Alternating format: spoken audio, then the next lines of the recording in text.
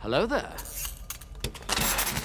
I don't know how to start this shit. Come on, man. Come on. Come on, man. Come on. I wish I could play more of that song, but one of the greatest rap songs of all time to kickstart this reaction, ladies and gentlemen, for one of the greatest shows of all time. And yes, I am saying that because I can say that. I haven't even finished the show, but I am saying that without even finishing the show because I feel like it deserves that title at this time. I'm absolutely loving the X-Files, ladies and gentlemen, and today I am bringing to you another reaction. My name is Elie Moses, a 25-year-old law film shouldn't even Sydney, Australia. Absolutely shooting a show. Today we are up to episode 17 of the X-Files season 6. Just to give you, season 7. Sorry. Oh my gosh, we are moving through this show so quick. Just to give you a quick rundown, today I actually watched Chimera earlier on.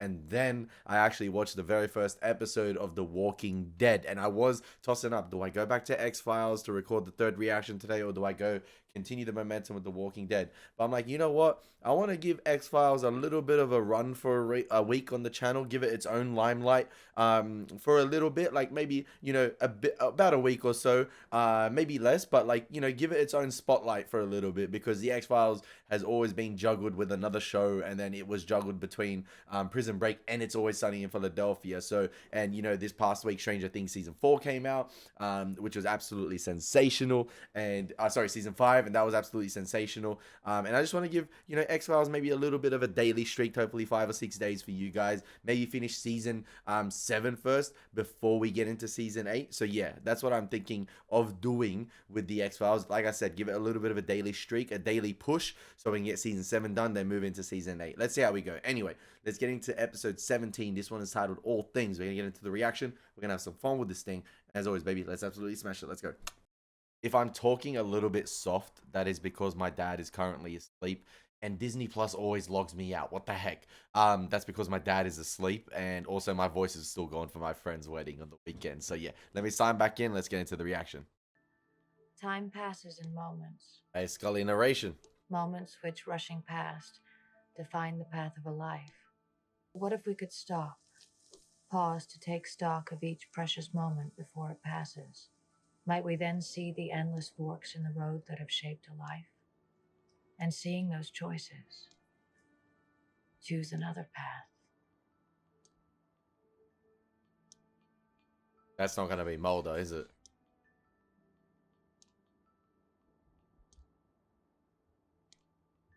Oh, it is Mulder. Oh my gosh. Wow. Wow. Okay.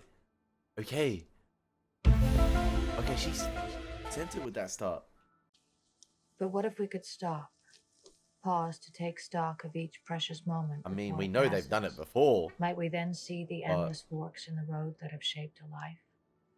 And seeing those choices, choose another path. I think that's the first and out moment that we've seen Mulder and Scully. Canonical Mulder and Scully, you know, without shapeshifting or anything, in bed together, right? Like, we know they've kissed before, Scully stayed over, but actually post sleeping together. 63 hours earlier. Okay, this is gonna be an interesting one. How did we get here moment? Hey, Mulder was setting the mood 63 hours earlier. Lab to rush the results. Sky turned. I said I got the lab to rush the results of the s7ep autopsy if you're interested. I heard you, Scully. Upchucked with about 40 ounces of Corcovado Gold tequila, which, as it turns out, she and her friends rapidly consumed in the woods while trying to reenact the Blair Witch Project. I think that demands a little deeper investigation, don't you? No, I don't. It's a fractal image predicted by a computer programming using data of every known occurrence of the phenomenon over the past 40 years. What most people don't realize is that since 1991... Whoa, did I just see that? I thought I saw Vince Gilligan for a second because of the Gillian, but it's actually written and directed by Gillian Anderson. Okay, this is interesting because this is the first episode of the X-Files that's written and directed by Gillian Anderson, and you guys told me, I think in one of the episodes 4, I can't remember.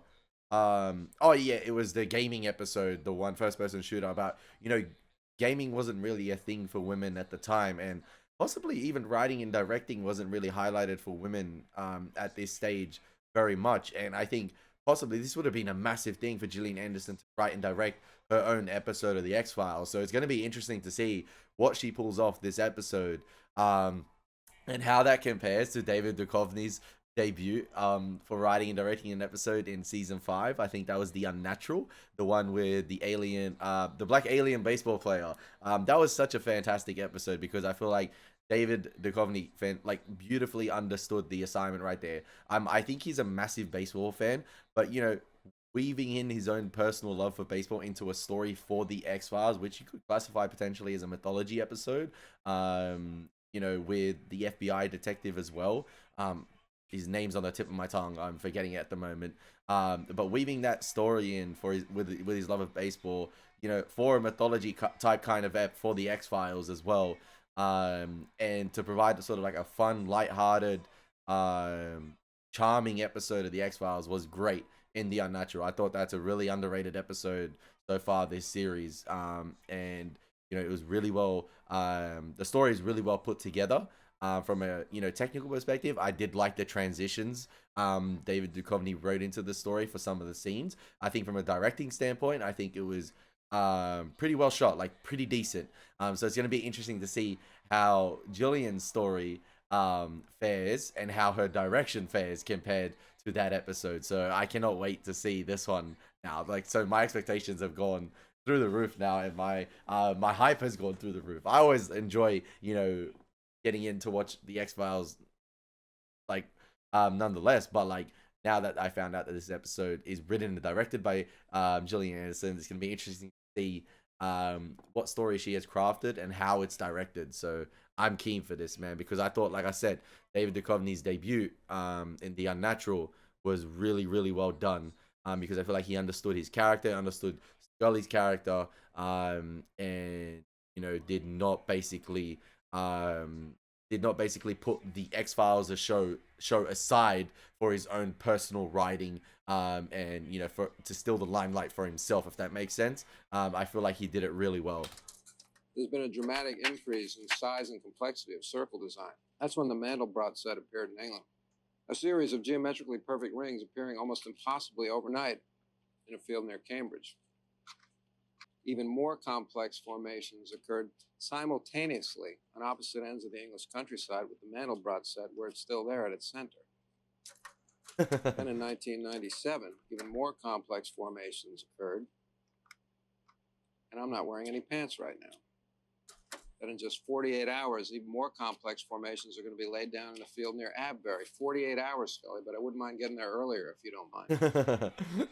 Getting where? I'm on your timing, I got Scully. 2 tickets on a 5:30 flight. Mulder, I still have to go over to the hospital and finish the final paperwork on that autopsy you had me do. And to be honest, it's Saturday, and I wouldn't mind, I don't know, taking a bath. What the hell does that mean? What it means, Mulder, is that I'm not interested in tracking down some sneaky farmers who happen to ace geometry in high school. Damn, she's fed up. Just wants a Saturday. What could you possibly get out of this? Or learn? I mean, it's not even remotely FBI related. Damn, she put that lettuce in her mouth with intention. I'll just cancel your ticket. That's so long. Mommy and Daddy are Mulder. fighting. Look, we're always running. We're always chasing the next big thing. Why don't you ever just stay still? I wouldn't know what I'd be missing.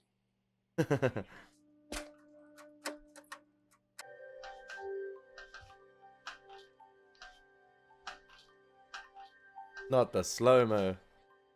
You just sign here, please.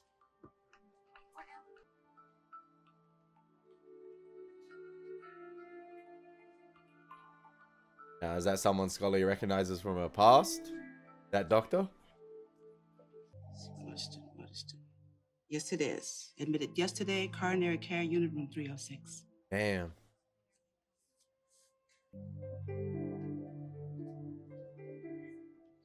I'm sorry. It is probably someone from her past. Maybe someone she knew at medical Everything school? appears to be as it should under the circumstances, so don't worry. If you'd like, I can show you the hospital cafeteria. I need to make some phone calls. Yes.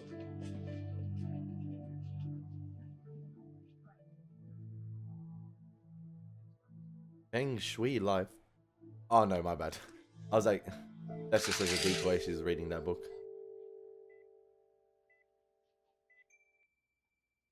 Excuse me. Did she have a romantic relationship with this Can I guy? help you with something? I'm sorry. I'm Dr. Scully. I was just in the hospital and Can we step into the hallway? Because Scully was on the verge of tears right there. Unless it was her old med school lecturer or teacher or professor. And, you know, she just had that deep connection as a student with him. Cardiologist, Paul Kopakin. Did you say your name was Scully? yes, Dana Scully. Dr. Waterston's mentioned you. Oh, damn. I'm sorry, you must be mistaken. Oh, you were a student of his, right? Do an echocardiogram and a biopsy because he'd had symptoms of an upper respiratory infection the week before. Fortunately, it was the right call, Fate brought them together. but treatable. I have to wake him up soon if you'd care to. No, that's all right. But The thanks x-ray and for the your time. autopsies were He swapped. must have been a wonderful teacher. I'm sorry, who is this? Margaret Waterston. Maggie. Is everything all right? Well, that depends, doesn't it? Damn, yeah, I'm there's sorry. Whatever. there is some romantic Dr. history there. Kopakin told my father you were here and now he wants to see you. About what? He asked me to call, so I'm calling. Maggie, can you hang on a second? I have another call coming through. Listen, it's your choice, but if you come, it doesn't mean I accept you being in his life. Maggie ain't too happy, man. Maggie ain't too happy. Hello? I'll never see you again. Hello? You're breaking my heart. Hey, you're there? Hey, that Knicks jersey. Hey, Mulder, aren't you supposed to be on a plane? I got a 5:30 flight, remember? Speak to me, Scully. I'm out for the evening, Mulder. Damn. Well, why didn't you just say so in the first place? Look, why don't you leave that address on my answering machine and I'll try for you. Mommy and Daddy aren't in sync this episode. You can tell so far as well with Gillian Anderson's directing. It's a bit more. It's a bit more like sort of. There's gonna be, I feel like, a few maybe more metaphors and motifs. It's like definitely more artsy than Mulder's episodes so far. In terms of like, obviously you had the slow motion of the pencil. It's almost as if there are moments where Scully's frozen in time, and her world just stops. Right there, obviously with that object dangling and hitting the wall, and then you had the pencil in slow motion. And then even when she saw the doctor or the professor in the hospital bed, you had sort of like the wind chime sounds. So yeah.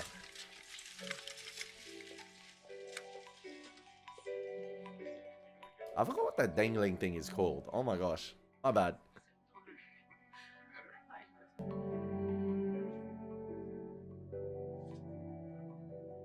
And you can tell, like, this episode, even Scully not noticing that's room 304. She's like emotionally or like mentally a bit checked out this episode. She's not all there. She's rattled a bit.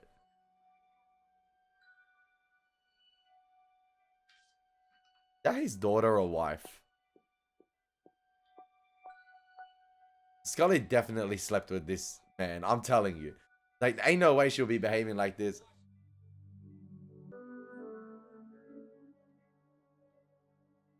She slept with him as a student, and you can tell she probably isn't proud of it. Hi. Feels really guilty.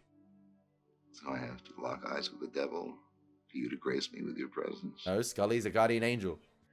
Surely not the devil. You're extremely lucky you called it a diagnosis. Luck has nothing to do with it, Dana. That's what doctors do every day. You may have forgotten that.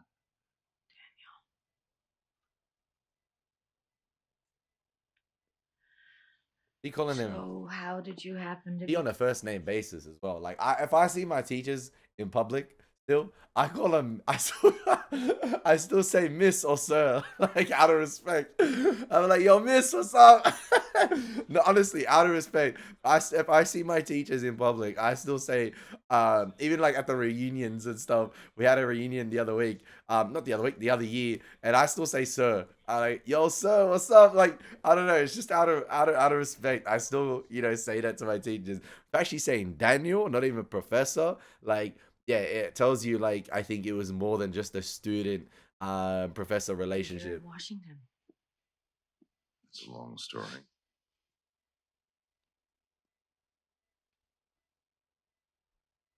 What did I say? Hey, yo, this episode might have had X-Files fans rattled at the time. Especially that Gillian Anderson decided to take her character in this direction or like do something with her past. Oh, interesting. How's the FBI? Is that why you wanted to see me? To remind me once again what a bad choice I made. Believe me, my motivation is far more selfish than that.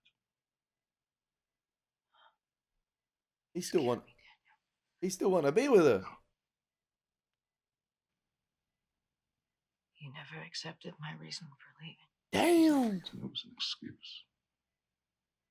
But you understood why. I'm telling you, this episode was divisive.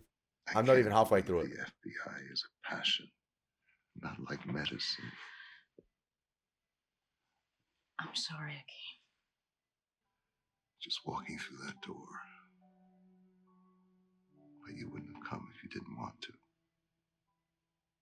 That says something, doesn't it? If the other girl's his daughter, that means if he slept with Scully while at school, while she was at medical school, and he became infatuated with her and probably her talents for medicine, it must have ruined his marriage and his relationship. That's why the other girl's, like, the daughter is really, really pissed off. So it must have been an affair at the time.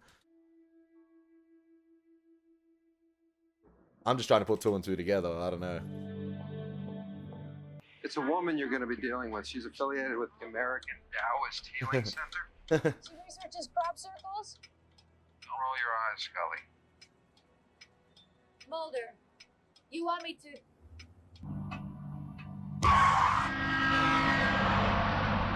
I told you, she's checked out this episode.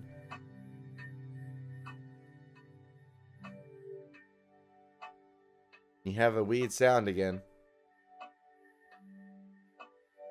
Scully? Scully, you there? There's a lot of, like, emphasis on, like, energy. This episode. I feel like types of energy. I don't know.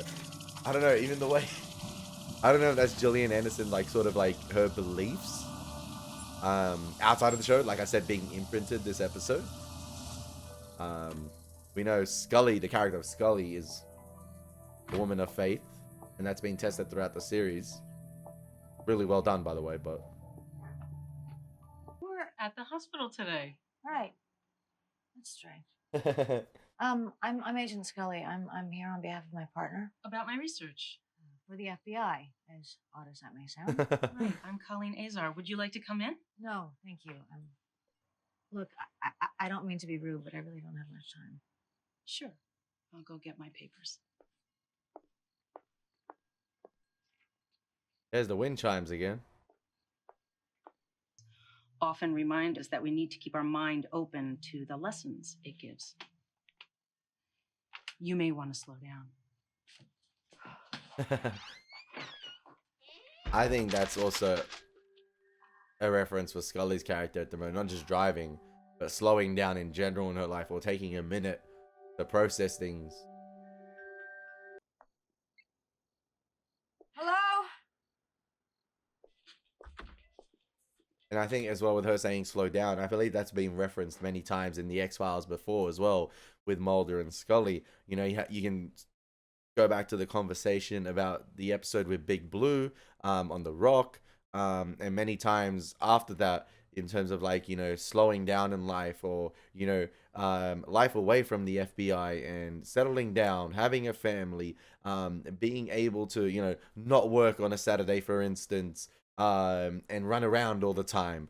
So yeah, and I think even the episode in season 5 with Bryan Cranston, Drive, emphasized their life in the FBI, with Mulder, you know, having to constantly drive to save this individual. You know, even though the episode dealt with something else in terms of, like, I think it was like a signal with the chip inside the head, implanted inside the head. I feel like that's a great metaphor for their life in the FBI in general anyway, with them being constantly on the run, sleepless nights, never being able to settle down. But yeah, I feel like with that lady right there telling Scully to slow down, I think she's, you know, it's more than just a warning about driving, for instance, and slowing down when driving. I think it's a, you know, I think it's an analogy for her life as well. And you kind of heard that in the narration at the beginning of the episode too. Ah, Hurricane Scully has arrived. I was summoned. Hurricane Scully's crazy. Please tell the doc here why he should listen to me. Sir, we've already agreed to doses of digoxin that are far beyond what I'd normally recommend. I guarantee you, Doctor. That won't complicate cardiac arrhythmia, not if it's just a short burst. There. An informed opinion.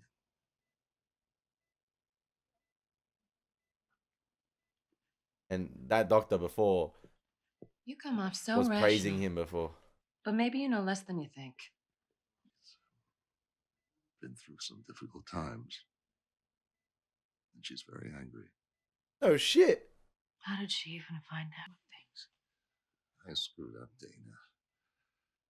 Things got bad at home after. What did I say? It was hard for me. When you walked away. You cheated. Shut down from my family. Interminable period of discomfort for us both.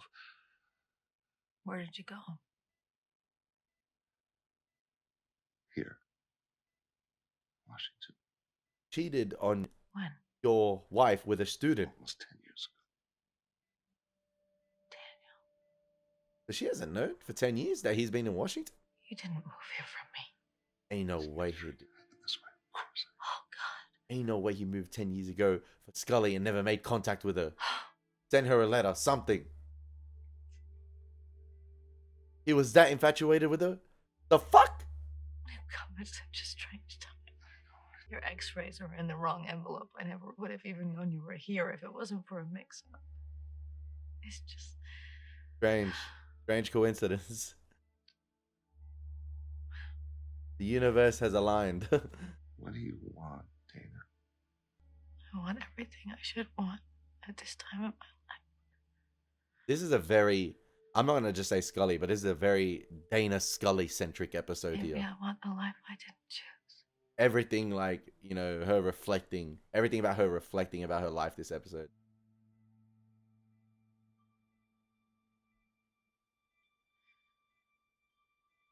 You know, she possibly could have had a life with this doctor, albeit very wrong.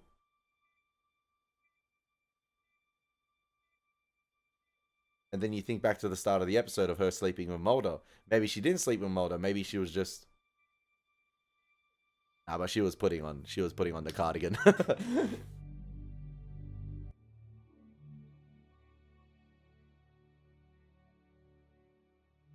This is off to me. I don't know if anyone agrees, but like...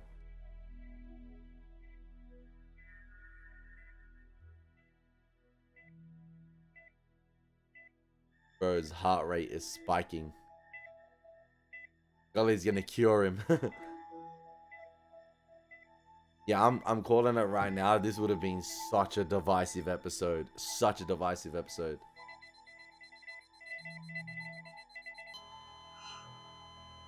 Nurse! We have a call in here!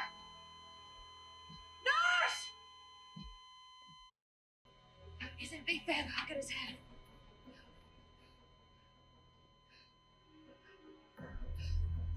Again, really well edited right there. That scene with everything slowing down. Almost as if the world is stopping. Yeah, that angelic music and then the heart rate monitor speeds up, speeds up, speeds up. 200 joules. All clear? Clear. No pulse, no rest. Epinephrine, 1 milligram IV push. Now, who's paying attention? Ready? Clear. Clear. Yo, what happened to the doctor? Where's my mans? We have a pulse.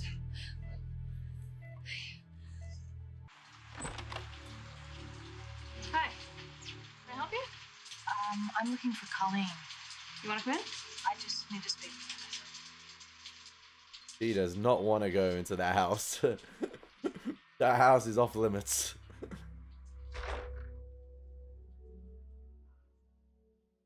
But there was something that you said that I wanted to ask you about. About slowing down. Would you like to sit down? What did I say about that?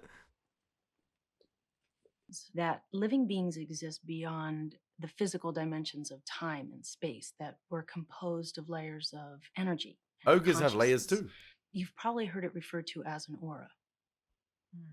Yes. Yeah, but Witness no. this energy field, and truths come out that have little to do with scientific proof Interesting. and much to do with faith. Have you ever had moments when everything gets incredibly clear? When time seems to expand? What have I said? Yes. So strange. You may be more open to things than you think. Like I said, remember how I talked about with David Duchovny's episode, he sort of like inserted his love for baseball and wove that into a mythology esque X-Files episode with, you know, the black baseball player that was an alien, and, you know, created such a heartwarming, charming, and, you know, lighthearted story for the X-Files that we've seen time and time again. Not time and time again, but we've seen throughout the series. And, you know, it made for such, like I said, a charming episode of the X-Files that was really well acted as well from all the supporting cast. And, you know, even inserted issues of racism that were, you know, present at that time too into that episode. This one, there's like a night and day difference between that episode and this one. And I'd love to see which you guys prefer of the two. Obviously, I'll make my call at the end of this episode. But I'm not sure if this is Gillian Anderson imprinting her beliefs on like sort of world religions or like, you know, is it like forces of energy, and like what types of religion practice that? Like, is it Buddhist and like, is it Buddhism and there's another religion I can't remember, but like, you know, that deal with inner, like sort of inner peace and energy in yourself and your spiritual self, and your own being. So I wonder if that's like sort of her beliefs and her kind of inserting that into this episode, especially with this character. Obviously this character of Scully is very different to that, but I wonder if this is like Scully's character interacting with sort of Gillian Anderson's beliefs and pushing those boundaries, pushing that through the X-Files, through this episode, with Scully's character, like I said, pushing those boundaries this episode with this character here, and Mulder investigating that type of case, but it's Gillian Anderson's outside beliefs. That's her way of inserting that this episode with Scully's character confronting that type of stuff. It's just a matter of what you do with it. Hopefully I articulated myself well there. You know, the wind chimes, other types of energy this episode. I used to be a physicist. Coincidences, I was like successful in my field, working 80-odd hours a week. time I expanding, was happy. Truth is, I finding was cut yourself, off finding from what's the happy for world and yourself. from myself. I was literally dying inside. How to connect to the world. I was in a relationship with Carol, who you met, but I was so afraid of what the world and my family and my fellow scientists would think that I told no one. Then 2 years ago, I was diagnosed with breast cancer. It stopped me from being on the self-destructive path I was on. It made me realize I was in a field that had little meaning for me, and it's what's allowed me to be happy for what feels like the first time in my life. Maybe we can go full time with YouTube. You never know. Whatever God has planned. I was introduced to a healer who helped me see the disease for what it was. It wasn't until I began releasing shame and telling the truth that my cancer went into remission. You came here looking for answers, and you want something to take back with you.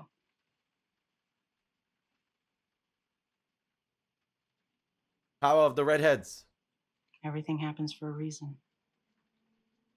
Whatever happened, happened. That's what I learned from Lost.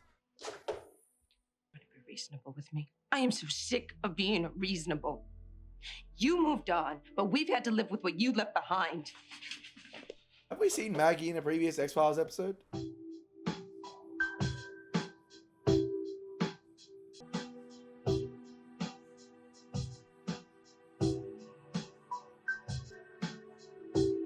Yeah, this is a much more sort of, how do I explain it?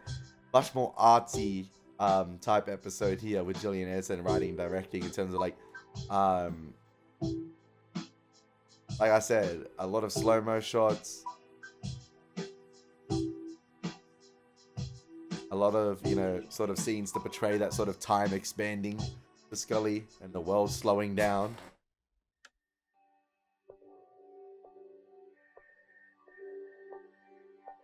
Is that the woman she nearly hit with a car?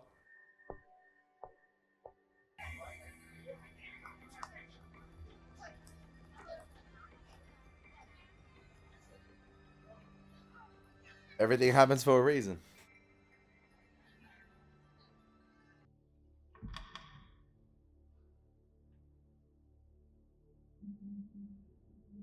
Yeah, Scully's character is confronting a lot of a lot of different beliefs this episode.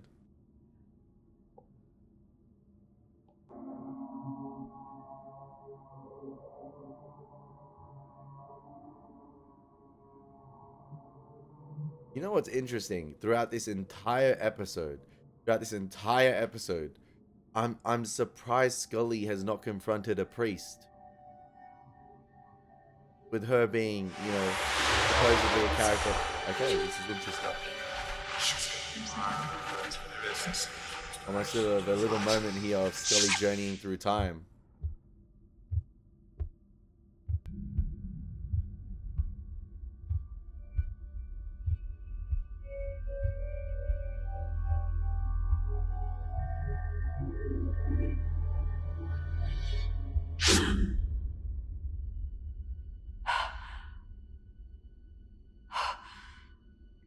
Yeah, that's what's kind of interesting to me. This episode's that Scully's kind of abandoned her faith this episode. Like, by not even talking to a priest about it, for instance. And going to this, you know, or being led to this Buddhist temple, like the lady said before, everything happens for a reason. But what are chakras, which can become barriers to a doctor's ability to effectively heal the patient. Oh, and she's going to try and use those methods to potentially heal the doctor. For physical or emotional health. The block serves to create. That's interesting. I understand that. What's taking place here is an alternative approach. And Scully's usually not the type of character to indulge in this type of stuff. And I think that Dr. Waterston would be the first to agree with me. Have you considered that? I just wanted to help him. If it isn't hurting him, we should at least be open to it. Poor doctor, bro. I'm afraid there's really nothing more I can do at this time. Bro has not made a decision on Dr. Waterston this entire time. But something seems to be holding him back. Unfinished business is binding him to the physical plane, something he needs to release before he can let go. Tonight, speak to me. Damn.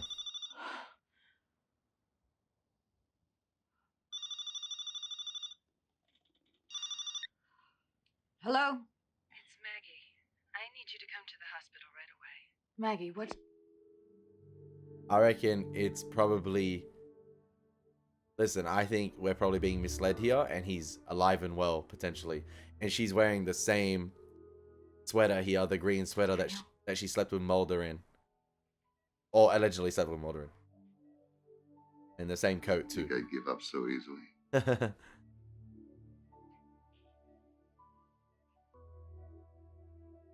You were slipping away. See, I want this. There's 7 minutes left in this episode, and I want your guys' thoughts on.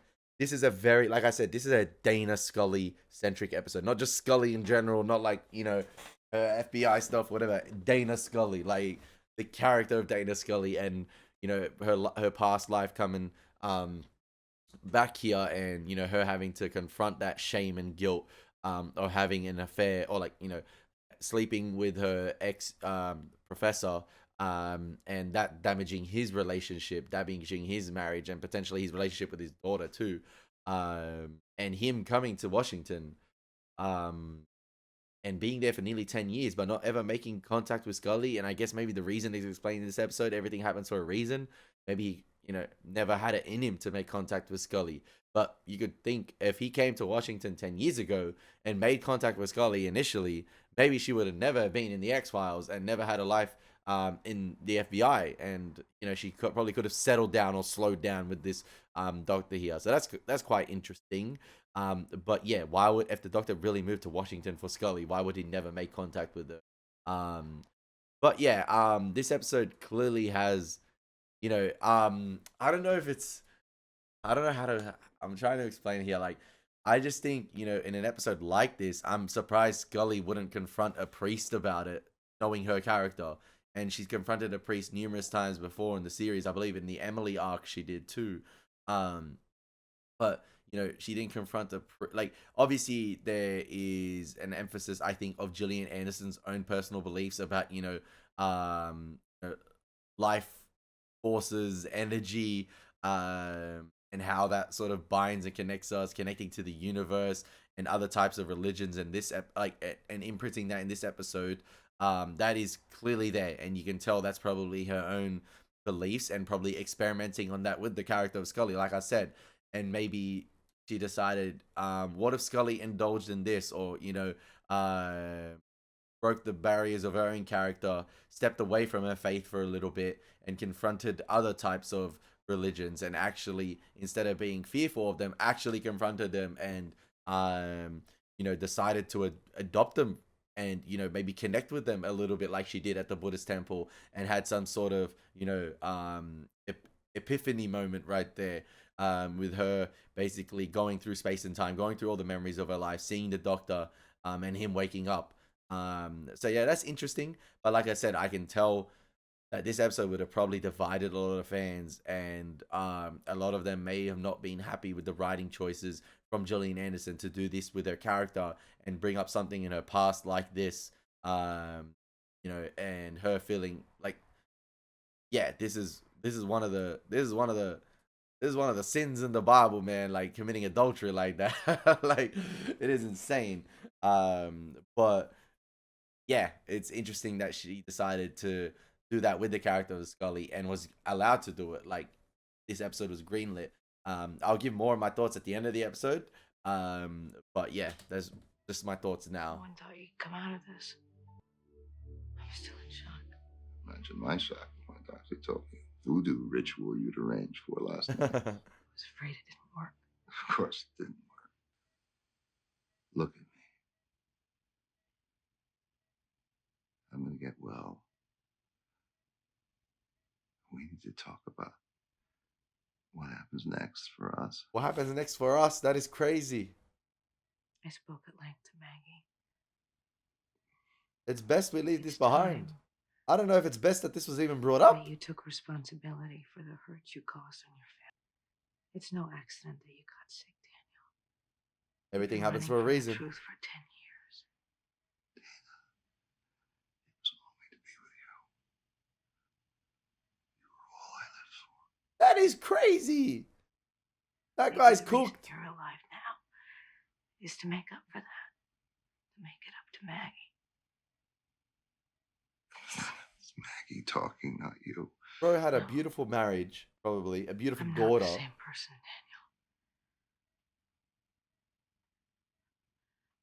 Daniel. I wouldn't have known that if I hadn't seen you again.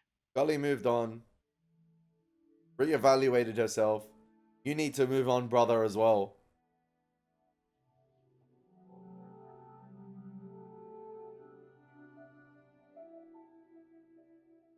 But both of them are at fault.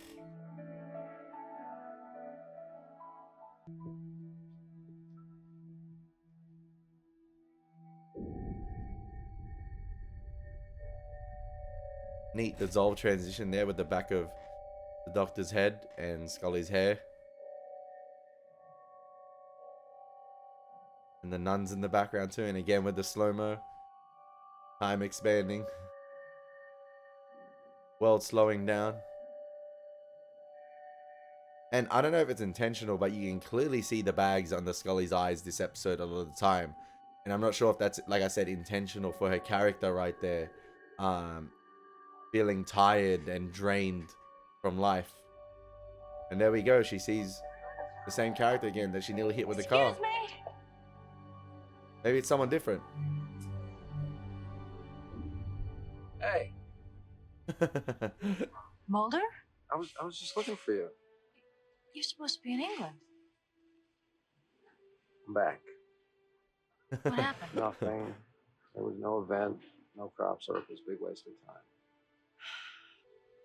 Maybe sometimes nothing happens for a reason, Mulder. What is that supposed to mean? Nothing. Come on, I'll make you some tea. I just find it hard to believe. What part? The part where I go away for 2 days and your whole life changes. I didn't say my whole life changed. You speaking to God in a Buddhist temple, God speaking back. And I didn't say that God spoke back. I said that I had some kind of a vision. Well, for you, that's like saying you're having David Crosby's baby. That's crazy. I don't think you can know. I mean, how many different lives would we be leading if we made different choices? We don't know. What if there was only one choice? All the other ones were wrong. I mean, Scully has that bad girl streak in her, right? Like, I mean, remember after the cancer arc, there was that episode placed after it, that was not in order, or like it was not meant to be aired in that order, but it's the episode after the cancer arc where she slept with that guy and went on a nasty, like, but the bad girl streak and got that tattoo potentially. The tattoo, I think it was that episode. But yeah, some people say it was like out of character Scully, but some say, you know, after that cancer arc and what happened with her life, like, you know, like, why the F not do that? Like, go live a little. Like, I think it was the placement of the episode. There were signs along the way to pay attention to. All the choices would then lead to this very moment. One wrong turn and we wouldn't be sitting here together. Well, that says a lot. Says a lot. A lot. We should be getting into at this late hour. I said she looked extremely tired this episode. See, that's how you brush Scully's hair. So I don't think she slept with Mulder. Maybe not. But that's how you brush Scully's hair. Not the creepy way the cigarette smoking man did it. That's how you do it in a sweet kind of way.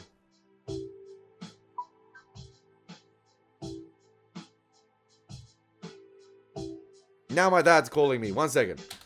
I'm back. Phone call with dad over.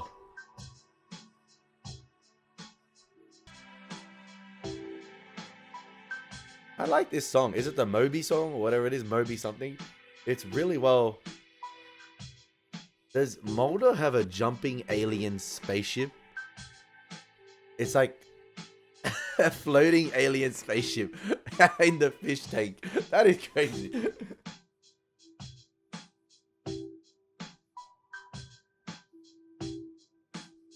That track is neat. I like it. Those piano cues are hitting. And then, you know, the zoom in on, I believe, the Buddha, you know, symbol right there. Listen, that episode was quite interesting. I'm a bit torn on it a little bit. I have mixed feelings about it. On the one side, you know, I like that we see another side of Scully. Do I agree with the side that was portrayed with her having, you know, an affair in the past with, or sleeping in the past with her ex-professor, and then, you know, him being infatuated with her and coming, you know, to Washington just for her 10 years ago. I think that was a little bit sloppy in the writing on that part.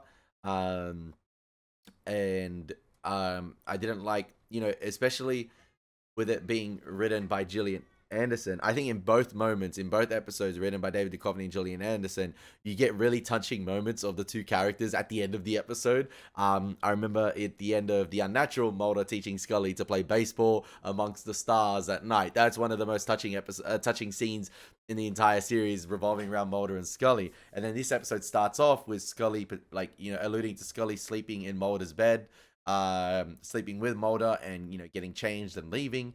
And then, you know, a nice touching moment at the end with Mulder brushing, you know, Scully's hair. A definite contrast to when the cigarette smoking man brushed Scully's hair, you know, a couple of episodes ago in Amy. And, you know, I think the Mulder Scully interaction at the end, like I said, was fantastic.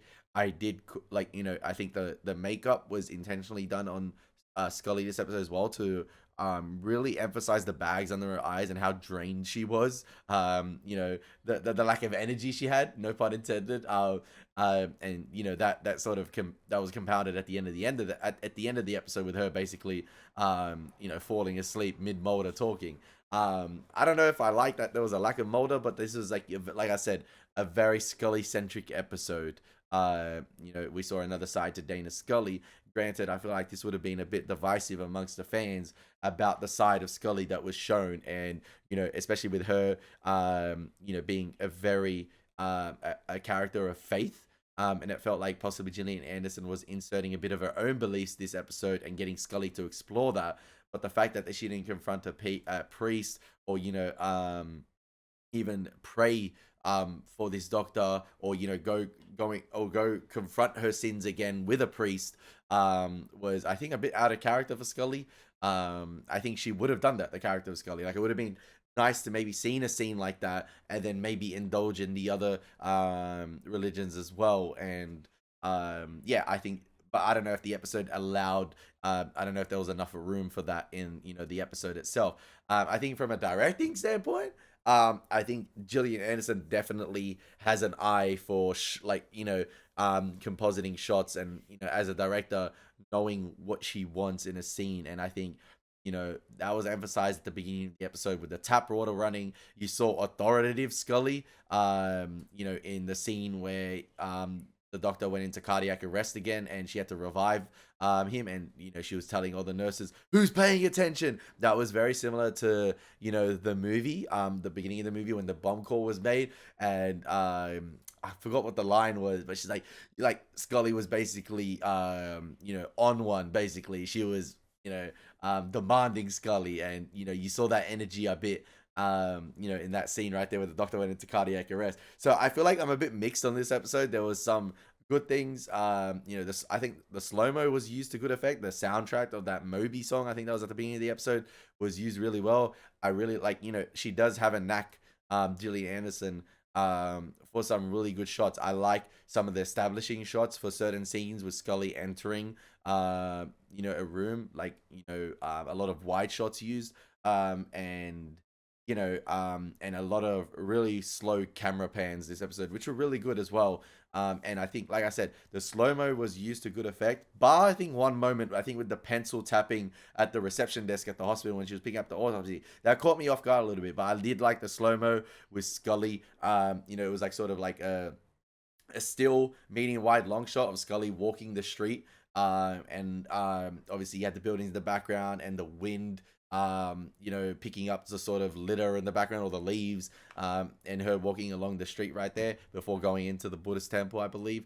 That was, and you had the soundtrack playing as well. So yeah, I'm a bit mixed on this episode, and I feel like I'm interested to hear what you guys think, because I feel like this would have been a bit of a divisive episode as well, especially with, you know, another bit of Scully's past being brought up in this type of way. But yeah, it is an interesting episode. Which one do I prefer out of the two directed by, you know, Gillian Anderson and David Duchovny? I think I do prefer David's one. From, you know, a story standpoint, I think it's much stronger, and I think it fits into the world of the X-Files much more. This was, like I said, a very character-centric Scully episode, and I feel like those themes, or like dealing with those, you know, the X-Files does explore a lot of things, but I feel like dealing with that type of, you know, dealing with like the Buddhism, I don't know what other, I don't know if there's any other religions touched upon this episode. Even Scully was reading, you know, when she hid from Maggie, she was reading a book on like sort of energy and life too. So, you know, and a lot of what was said in the episode was, you know, about everything happens for a reason, which I agree with too. But yeah, I think out of the two episodes, I think David's one fits much more into the world of X-Files than Gillian Anderson's one. From a directing standpoint, I think maybe I'd give the edge to Gillian a little bit, because just a little bit. I don't think it was outstanding from a directing standpoint, but I do think, you know, like I said, Gillian Anderson does have a knack for a great shot, and establishing a scene really well. But I think, you know, David Duchovny's story was much better, and I think it was, you know, lighthearted, it was heartwarming, it was fun, it was emotional, And I think, like I said, fit into the world of the X-Files much more than Gillian's episode here. This is, like I said, a very Scully-centric episode. It's, you know, a character exploration of Dana Scully. And I like the juxtaposition between, you know, David's writing, you know, going into the realm of alien stuff more with Mulder, and I think that fits. And you know, Scully doing a deep dive, Gillian doing a deep dive into Scully's character and bringing up her past. Do I necessarily agree with those type of decisions for Scully's character? I'm not too sure. Like I said, that's why I'm mixed about it. And yeah, I don't think some of the decisions were in character for Scully. That's why. And I think there's a few holes in the story. Whereas, you know, like I said, Mulder's episode, David Duchovny's episode is more, like I said, fits into the mold of the X-Files. And this one is more like sort of like a dramatical sort of soap opera type story here with Scully. I hope you guys enjoyed the reaction nonetheless. Lots to break down with this episode. This is, I feel like, a big moment in the X-Files with Gillian Anderson writing and directing her own episode. I have mixed feelings about it, but I think, you know, as a director, I do think she has a knack for great camera work, you know, and fitting in various sort of like symbols and motifs into the storyline that tie into what she's trying to say in the episode. But yeah, I think, like I said, she has a knack for great shots, you know, mood and lighting too, in some of the scenes. So yeah, I hope you guys enjoyed the reaction. It's been Elie Moses. Take care. God bless. Peace.